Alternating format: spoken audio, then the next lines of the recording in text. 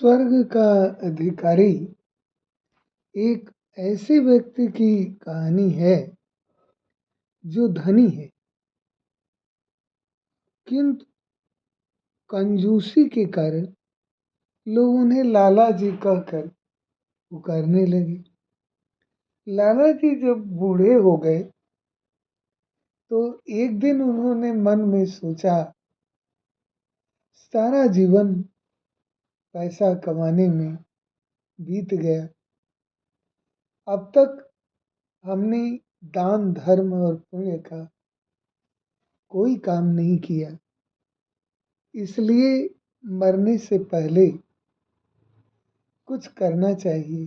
किसी से सुना था कि अंतिम समय में गाय का दान करने से सभी पाप मिट जाते हैं और मनुष्य सद्गति को प्राप्त होता है। लाला जी ने सोचा, क्यों न गाय का ही दान किया जाए। मन में यह निश्चय कर वे गाय की तलाश में निकल पड़े। एक गुजर के पास गाय भी मिल गई, लेकिन सौदा नहीं पटा। उस मरियल गाय की कीमत लाला जी उस जमाने में 2 रुपए से अधिक नहीं देना चाहते थे, जबकि गुजर 2.25 रुपए से कम कीमत में गाय को बेचना नहीं चाहता था। बात बनी नहीं तो लाला जी खाली हाथ वापस लौट गए। कुछ दिनों के बाद लाला जी बीमार पड़े और इतने कमजोर हो गए कि उन्हें जीवन की आशा न रही। उन्होंने अपने बेटे को बुलाकर गाय दान करने की अंतिम इच्छा प्रकट की। पुत्र बोला, आप जो आज्ञा करें वही होगा। गाय के अलावा अन्न वस्त्र सोना चांदी जो कुछ दान करना चाहते हैं, हे पिताजी आप बता दीजिए। लाला जी ने कहा, नहीं नहीं, केवल गाय का दान बहुत है। लाला जी ने बताया कि फला गुजर के पास एक गाय है।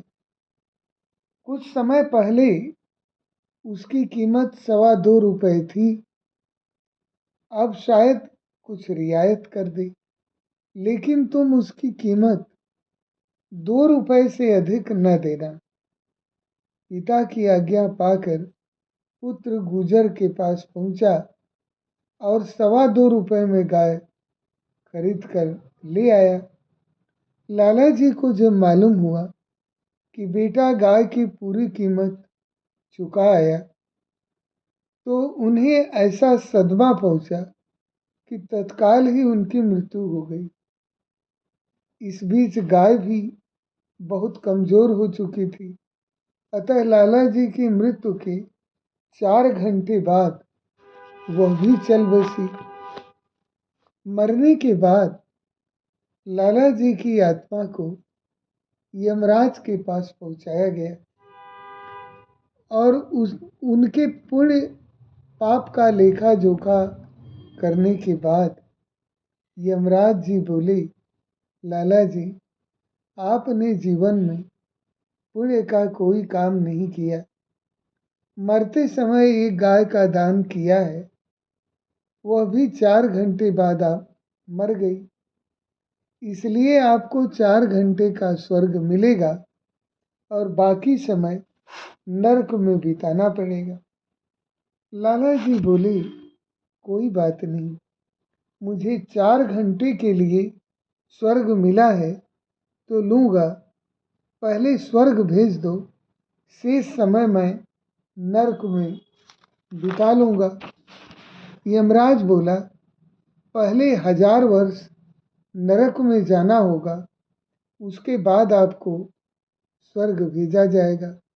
लाला जी अड़ गए, बोले, मैं पहले स्वर्ग जाना चाहता हूँ। यमराज ने डपटते हुए कहा, स्वर्ग पहले नहीं, पहले नरक की हवा खाओ, यही हमारा नियम है। दोनों में वाद विवाद चल रहा था कि पहने सींग वाली गाय भी वहां आ पहुंची और लाला जी के पास खड़ी हो विनम्र स्वर में बोली, मैं आपका कमाया हुआ पुण्य हूँ, इसलिए 4 घंटे के लिए आपकी सहायता करने आई हूँ।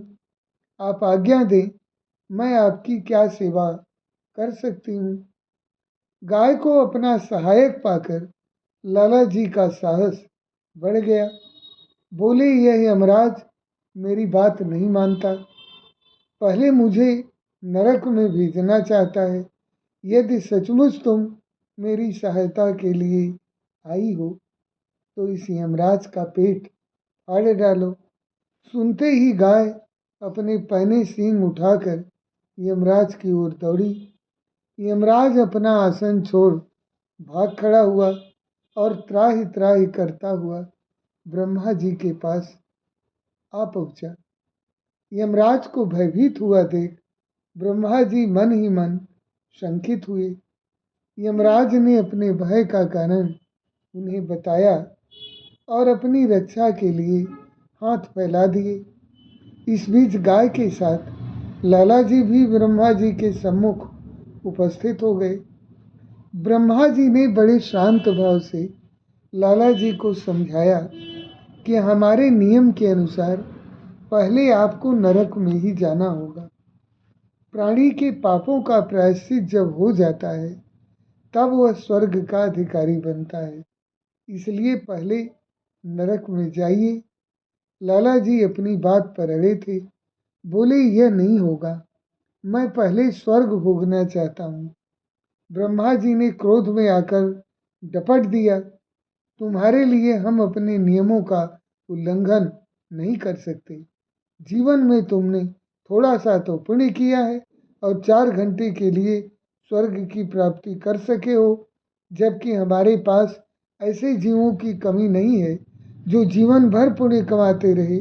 उन्हें भी पहले नरक में भेजा जाता है, बाद में स्वर्ग की प्राप्ति होती है, इसलिए पहले नरक जाओ। बात बढ़ी तो लाला ने गाय की तरफ देखा। बोला, यह दुष्ट भी मेरी बात नहीं सुनता, इसलिए जरा इसकी भी खबर लेना। ब्रह्मलोक में हलचल मच गई। अपनी प्राण रक्षा के लिए ब्रह्मा जी भी त्राहि त्राहि करते हुए विष्णु लोक पधारे और सारा वृत्तांत भगवान विष्णु जी से कह सुनाया। विष्णु जी ने भी लाला जी से वही निवेदन किया। बोले, यह संभव नहीं हो सकता, नियमों का पालन देवता और दानव दोनों के लिए जरूरी है। इनकार करने पर लाला जी ने विष्णु महाराज की मरम्मत करने के लिए गाय को आदेश दिया।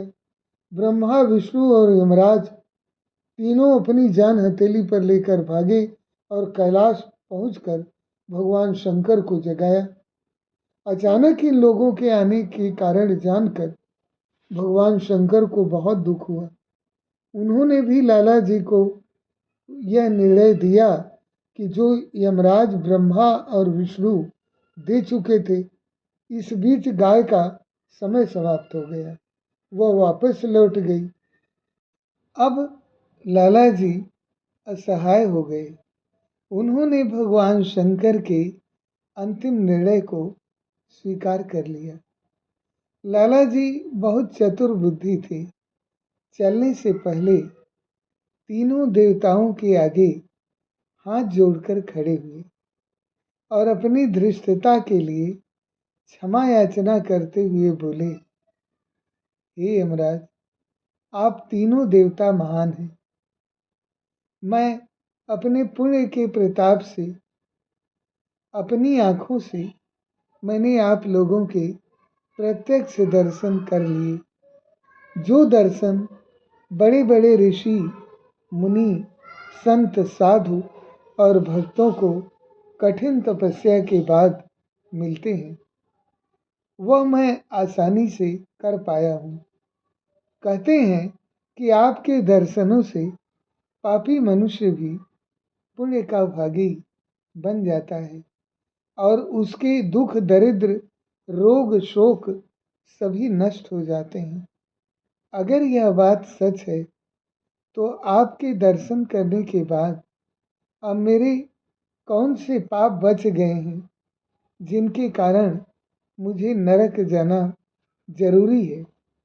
सुनकर देवताओं ने आपस में विचार किया, लाला जी ठीक कह रहे हैं। यदि अब भी इन्हें नरक भेजा जाता है तो हमारे दर्शनों का कोई मूल्य ही नहीं रहेगा। सोचकर बोले, तुम ठीक कहते हो, हमारे दर्शनों से तुम्हारे पाप छूट गए हैं, अब तुम नरक के अधिकारी नहीं।